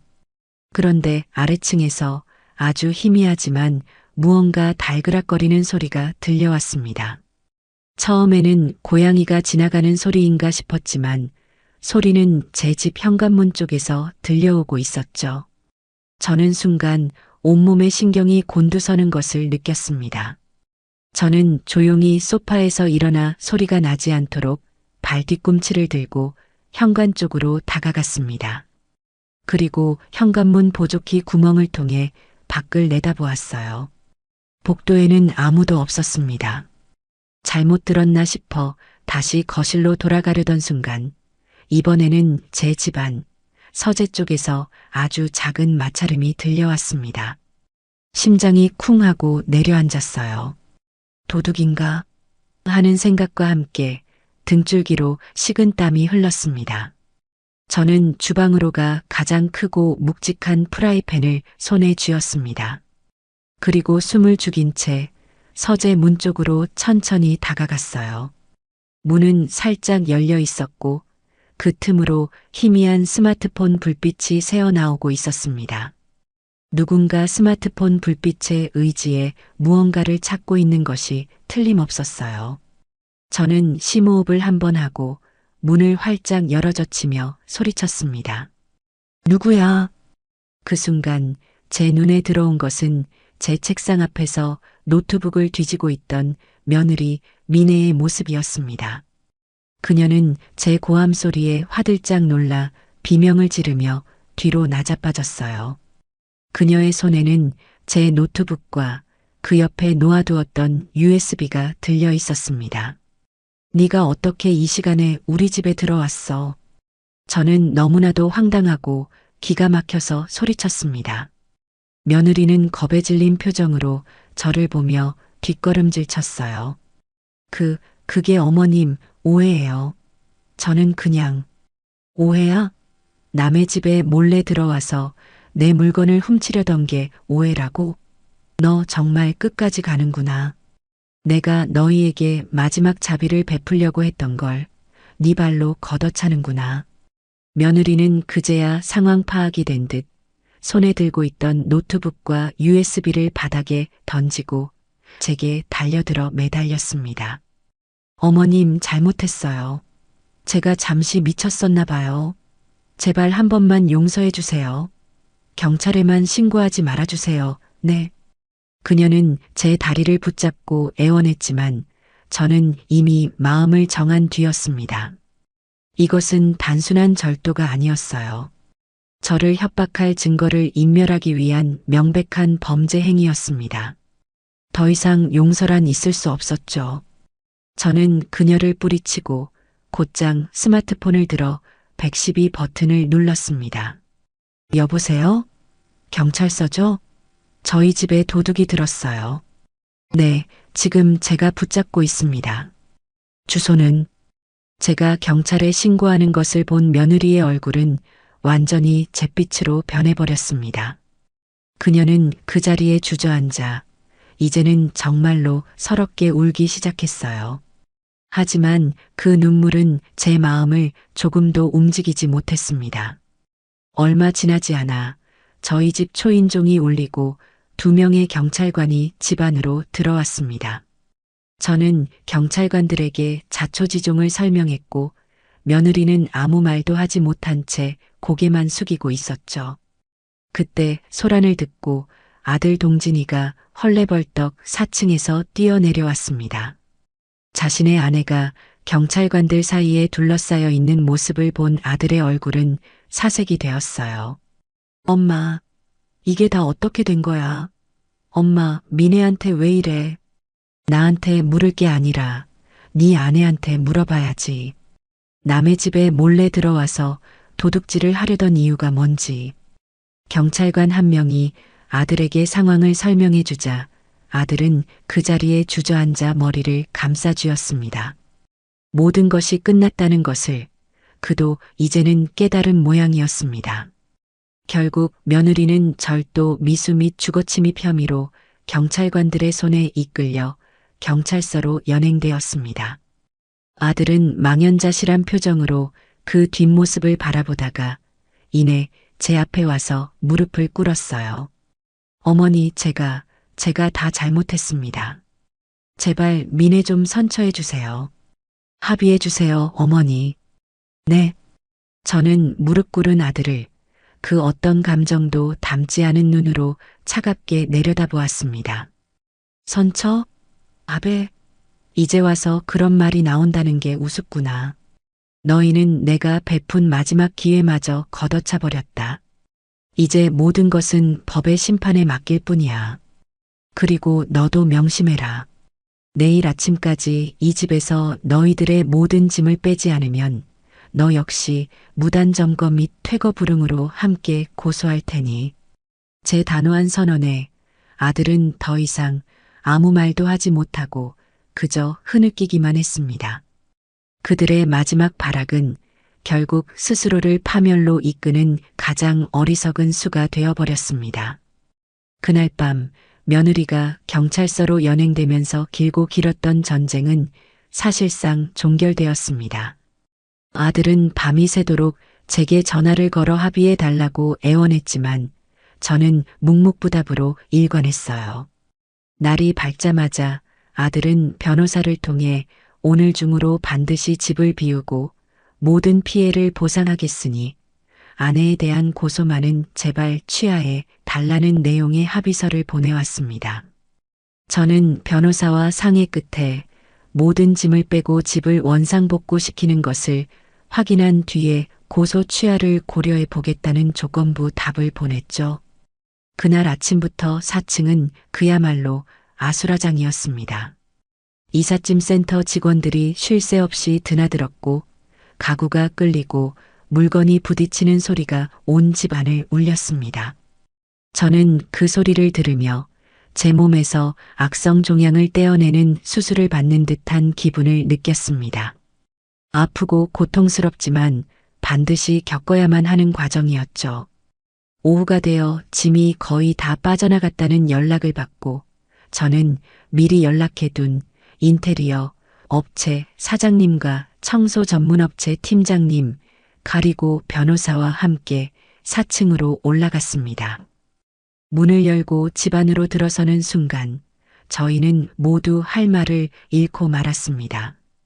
그곳은 사람이 살던 집이 아니라 마치 폭격을 맞은 폐허와도 같았기 때문입니다. 그들은 단순히 짐을 빼서 나간 것이 아니었습니다. 자신들의 분노와 증오를 집안 곳곳에 토해내고 떠난 것이었죠. 거실 벽지에는 날카로운 것으로 그은 듯한 상처가 가득했고 바닥에는 담뱃불로 지진 자국이 여러 군데 나 있었습니다. 주방 싱크대는 음식물 쓰레기로 막혀 악취를 풍기고 있었고 화장실 변기는 부서진 채 나뒹굴고 있었어요. 심지어 안방 벽에는 검은색 레커로 돈밖에 모르는 독한 할망구, 지옥에나 가라는 끔찍한 저주까지 적혀 있었습니다. 함께 온 업체 사장님들은 연신 혀를 차며 고개를 저었습니다. 사장님, 제가 이 업계에서 수십 년 일했지만 이렇게 악의적으로 집을 망가뜨리고 나간 경우는 처음 봅니다. 이건 단순한 파손이 아니라 명백한 재물손괴죄에 해당합니다. 변호사 역시 심각한 표정으로 고개를 끄덕였습니다. 저는 말없이 스마트폰을 꺼내 그 참혹한 현장을 하나하나 사진으로 담았습니다. 그리고 그 사진들을 곧바로 아들의 휴대폰으로 전송했어요. 사진을 확인한 아들에게서는 곧바로 전화가 걸려왔습니다. 그의 목소리는 다급함과 공포로 심하게 떨리고 있었죠. 어머니, 이건 제가 그런 게 아니라 미네가 어젯밤에 너무 흥분해서 그만. 누가 했는지는 중요하지 않다. 너희 둘의 공동 책임이니까. 나는 지금부터 이 모든 피해 내역에 대한 손해배상 청구서를 작성할 거다. 그리고 이 사진들은 네 아내의 고소장에 증거자료로 추가될 예정이고 너희는 이제 절도 미수뿐만 아니라 재물손괴죄까지 추가된 거다. 축하하구나. 제 차가운 말에 아들은 거의 울부짖다시피 했습니다. 잘못했어요. 어머니, 저희가 정말 다 잘못했어요. 지금 당장 올라가서 제가 다 치울게요. 싹싹 빌게요. 제발 고소만은 하지 말아주세요. 저는 아무 대답 없이 전화를 끊어버렸습니다. 잠시 후 아들이 미친 사람처럼 4층으로 뛰어 올라왔습니다. 그는 폐허가 된 집을 보며 망연자실한 표정을 짓다가 이내 제 앞에 무릎을 꿇고 머리를 바닥에 찍기 시작했어요. 어머니, 제가 죽일 놈입니다. 제가 사람 보는 눈이 없어서 어머니께 이런 씻을 수 없는 상처를 드렸습니다. 제발 저를 벌해주시고 미네는 한 번만 용서해 주세요. 저러다 정말 큰일 나요. 그의 사죄는 진심처럼 보였지만 이미 엎질러진 물이었습니다. 저는 무릎 꿇은 아들을 그 어떤 감정도 담지 않은 눈으로 차갑게 내려다보았습니다. 일어나거라. 네가 머리를 찧어야 할 대상은 내가 아니다. 네가 망쳐버린 네 자신의 인생이겠지. 저는 변호사에게 눈짓을 보냈습니다. 변호사는 미리 준비해온 서류를 아들에게 내밀었어요. 그것은 모든 원상복구 비용 및 정신적 피해 보상금을 10년간 분할 상환하고 아내의 형사처벌에 대해 1절 2일을 제기하지 않겠다는 내용의 합의서였습니다. 여기에 서명해라. 그러면 네 아내에 대한 고소는 재물손괴죄를 추가하는 선에서 끝내주마. 만약 서명하지 않는다면 나는 오늘부로 너와의 모든 관계를 끊고 너희 둘을 내 인생에서 가장 잔인한 방법으로 파멸시킬 거다. 아들은 떨리는 손으로 합의서를 받아들고 한참을 망설였습니다. 하지만 그에게는 다른 선택지가 없었죠. 결국 아들은 함께 온 변호사가 지켜보는 앞에서 합의서에 도장을 찍었습니다. 평생을 갚아나가야 할 굴레를 스스로의 손으로 짊어지게 된 겁니다. 모든 절차가 끝나고 아들은 마지막으로 제게 고개를 숙였습니다. 어머니 부디 건강하세요. 그리고 정말 죄송했습니다. 그것이 제가 아들에게서 들은 마지막 말이었습니다. 저는 아무 대답도 하지 않았어요. 그저 굳은 얼굴로 그가 텅 빈 집을 뒤로하고 힘없이 걸어나가는 뒷모습을 지켜볼 뿐이었습니다. 그가 완전히 시야에서 사라졌을 때 저는 저도 모르게 아주 깊은 한숨을 내쉬었습니다. 길고 길었던 전쟁이 드디어 끝났습니다. 텅 비고 망가진 4층 집에 홀로 서서 저는 창밖을 바라보았습니다. 이제는 더 이상 저를 괴롭힐 소음도 저를 할킬 날카로운 말들도 존재하지 않았어요. 오직 완벽한 고요함만이 집안을 가득 채우고 있었죠.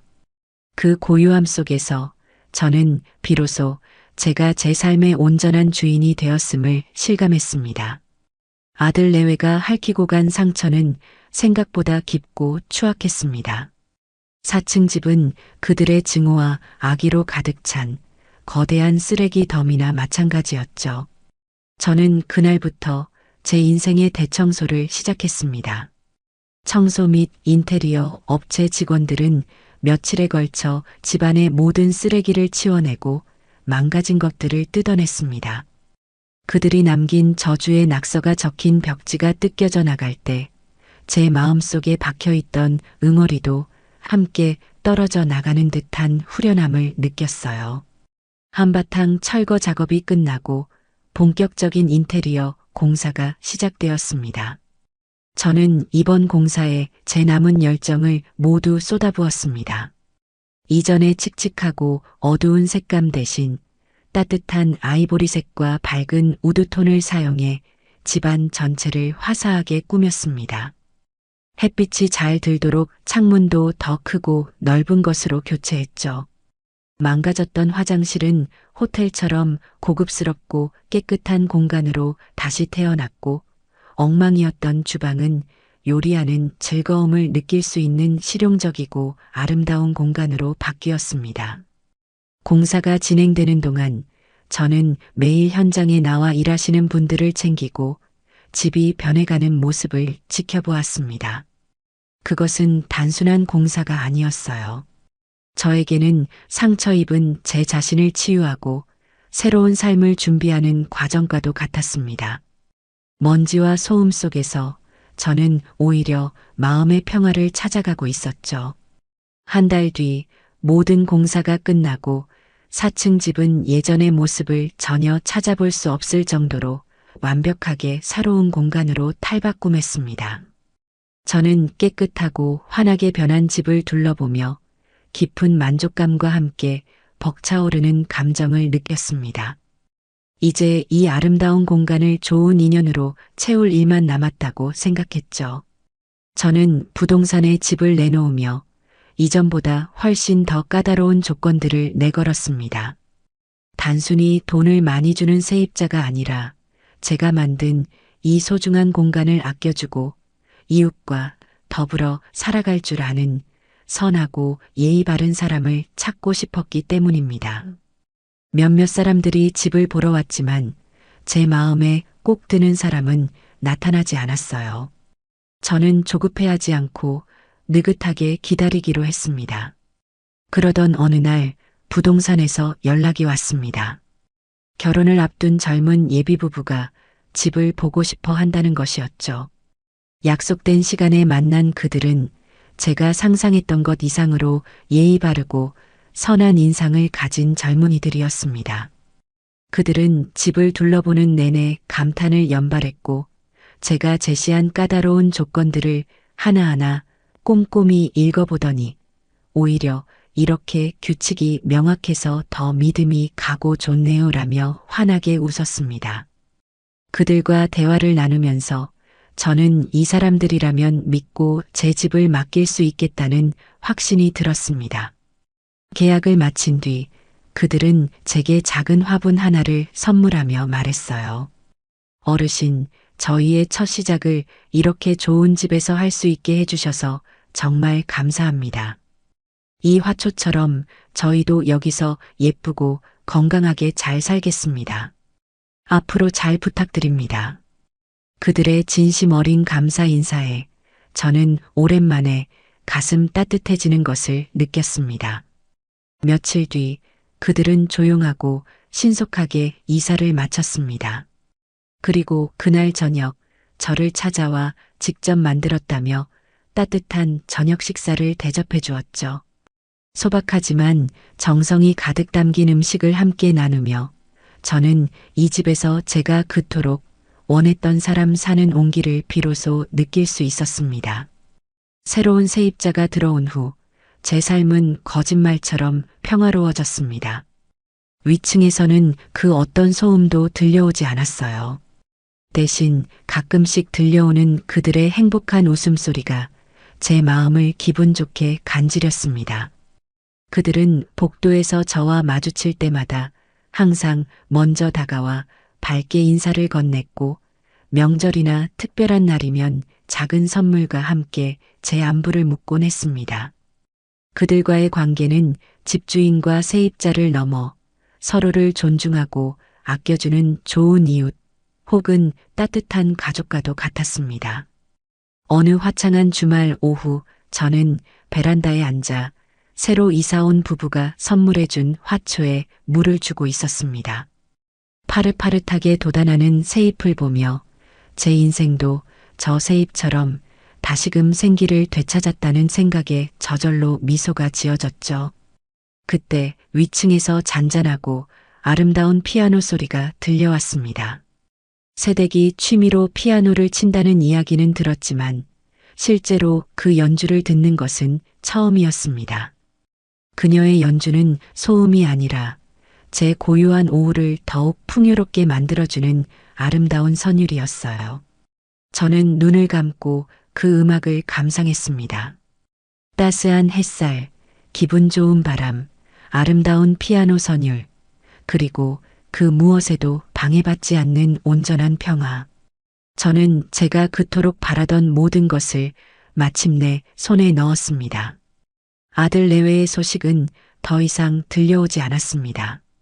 며느리는 결국 재물손괴 및 절도 미수 혐의로 벌금형을 선고받았고 아들은 그 모든 빚을 갚기 위해 밤낮 없이 일하고 있다는 소문만 어렴풋이 들려올 뿐이었죠.